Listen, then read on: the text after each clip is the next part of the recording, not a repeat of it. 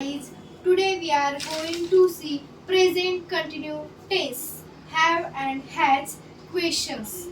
Hi guys, आपण आज have आणि हॅज याचा वापर कसा होतो हे आपण पाहणार आहोत. एखाद्या वस्तूची मालकी, एखादी वस्तू जवळ आहे, एखाद्या वस्तूचा ताबा यासाठी आपण हॅव आणि हॅजचा वापर करतो.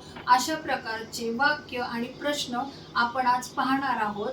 याचे एक एक्झाम्पल म्हणजे माझ्याकडे पेन आहे, आय हॅव अ पेन. अशाच प्रकारची काही वाक्य आपण पाहूयात. माझ्याकडे जुना चार्जर आहे. I have an old charger. आपल्याकडे जुना चार्जर आहे.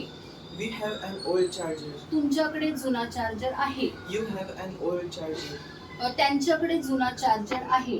They have an old charger. त्याच्याकडे जुना चार्जर आहे. He has an old charger. तिच्याकडे जुना चार्जर आहे. He has an old charger. राधाकडे जुना चार्जर आहे. Radha has an old charger.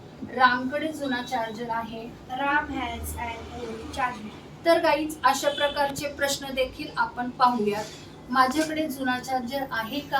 Have I an old charger? आपल्याकडे जुना चार्जर आहे का? Have we an old charger? तुमच्याकडे जुना चार्जर आहे का? Have you an old charger? त्यांच्याकडे जुना चार्जर आहे का? Have they an old charger? तिच्याकडे जुना चार्जर आहे का? Has she an old charger? त्याच्याकडे जुना चार्जर आहे का? Has he an old charger? रामकडे जुना चार्जर आहे का? Has Ram an old charger? राधाकडे जुना चार्जर आहे का? Has Radha an old charger?